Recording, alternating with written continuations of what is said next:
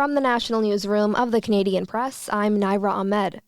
A makeshift memorial has formed on the steps of the Scotiabank Saddledome to pay tribute to former Calgary Flames star Johnny Gaudreau. The 31-year-old, affectionately known as Johnny Hockey, and his brother Matthew were struck and killed by a suspected drunk driver yesterday while cycling in their home state of New Jersey. Outside of the stadium, Kevin Smith says Gaudreau turned him from a die-hard Detroit Red Wings fan to a Flames fan. It wasn't just about him on the ice, it was what he did for our community. Like he was so giving of his time. I mean, of course he is a great hockey player, but just what he gave back to the community, to the kids and to the community at large that's what really brought me to him. Bags of Skittles candy were left outside the stadium as Gaudreau's father, Guy, famously threw Skittles on the ice to help teach him how to skate.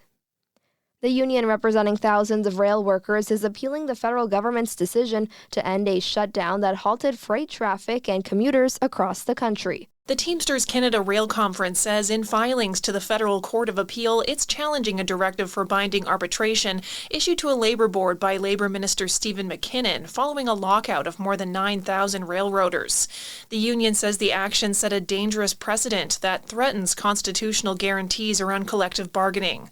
Canadian National Railway and Canadian Pacific Kansas City, along with some industry groups, have said the move ended months of needless uncertainty and subdued supply chain turmoil after the Teamsters rejected requests for arbitration.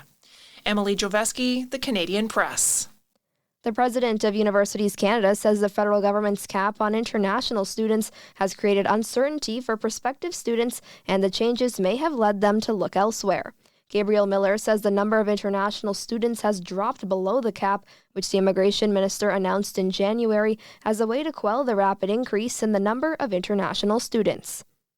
Hotel workers in 3 Quebec cities are holding another 24-hour walkout today in protest of stalled labor talks. Some 2,500 workers walked out of 22 hotels at the same time in Montreal, Quebec City, and Sherbrooke.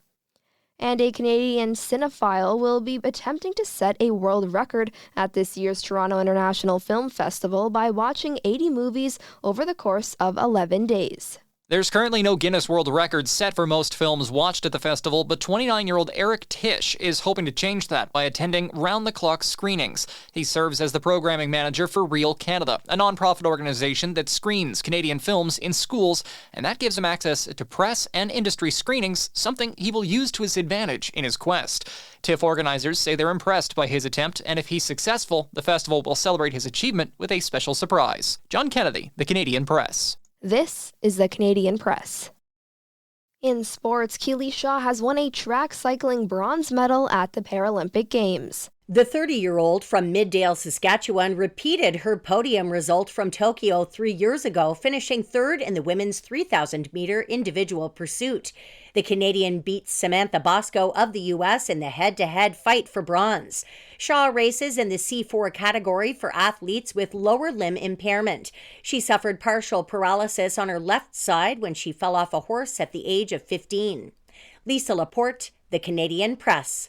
In the MLB, the Toronto Blue Jays open a 3-game series with the Twins tonight in Minneapolis. And a New Jersey man has been charged with 2 counts of death by auto after Columbus Blue Jackets player Johnny Gaudreau and his brother Matthew were killed last night. The 31-year-old and 29-year-old were to be groomsmen at their sister's wedding today. Johnny leaves behind a wife and 2 young children. From the Canadian Press, I'm Naira Ahmed. Thanks for listening. Don't forget to follow and subscribe. For more of today's top stories, visit thecanadianpressnews.ca.